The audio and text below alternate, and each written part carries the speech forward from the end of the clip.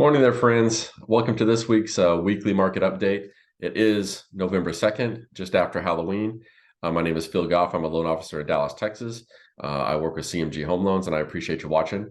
Obviously, this is always built around what are the mortgage rates doing, and I've got to be honest with you, it's just really nice to have a positive thing happening.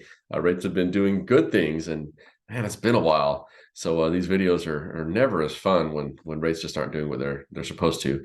And I don't know if you are aware, again, being out of Dallas, Fort Worth, there are some more important matters at hand.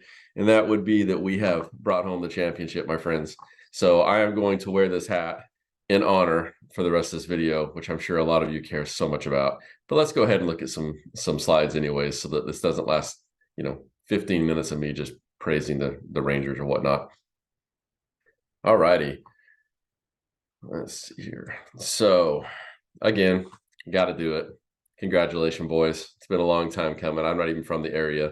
I've been here about 15 years now, but man, there's some people that have been around for 50 years since they started, and they just haven't seen the championship. So everyone's pretty happy with today.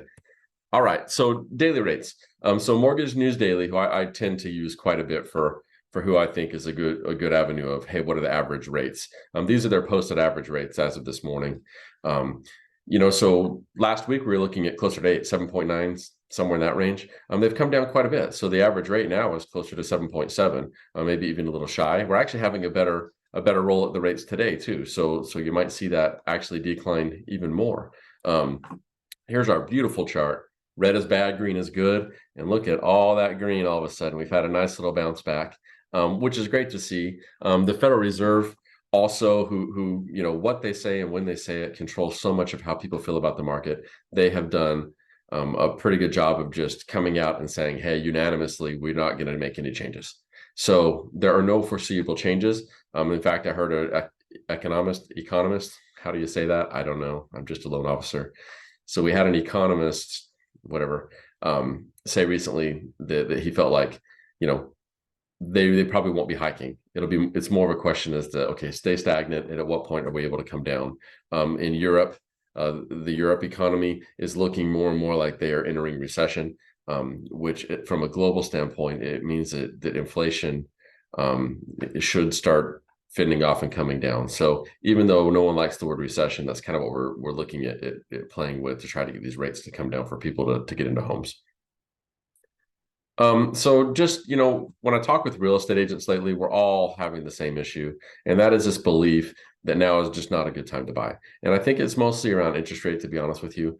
So here's just kind of like a fact or fiction. It gives you a little bit of a percentage as to, if Bankrate.com, who said this and why did they say it?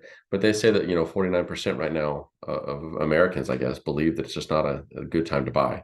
And probably you also say that's fiction. And some of the reason that's fiction is house prices continue to go up. So we're seeing this, and look at the 2023 pace on the right.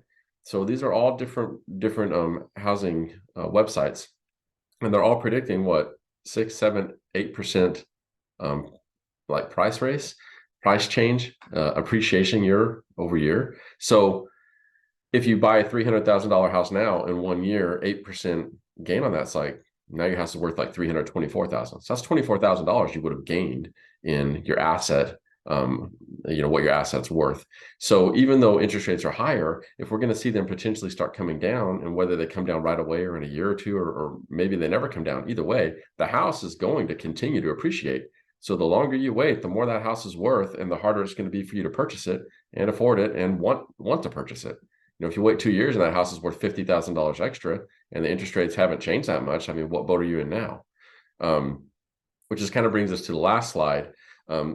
This is kind of a fact.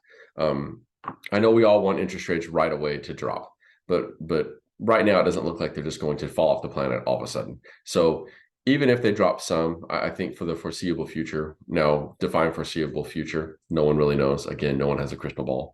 But I think we can all agree that it's just not something that's just going to, all of a sudden in 6 months, we're going to be at 4.5%. It's probably not going to happen. So I think all these reasons are just, they're good ways for us to help counsel the clients to make good decisions, not for the now, but for the future, right? Like you'll never be where you want to be in the future and build your wealth in the way that you want to build your wealth if you're not willing to do what you need to do now to take care of that. And if you're playing the game that everyone seems to be playing of, I'm waiting for the rate to be back at 5.5%. Well, if that's 3 years from now, you've lost that on 3 years of growth in your assets. So it's kind of a big deal. And that's what I have for today. Again, congratulations to the Rangers. Now let's see if the Cowboys can do anything. I don't know. They're playing the Eagles this weekend. So let's not make this all about sports, though. I will be available this weekend. Obviously, we have a team. The team's available. If I can't talk to you for some reason, I have plenty of people that can. If you have some client question, if you want to hash this out, if you want to talk about a new program, all of the above, please give me a call. If I don't hear from you again, happy weekend. Hope everyone had a happy Halloween. Let's move on to Thanksgiving and Christmas and go sell some houses. Bye.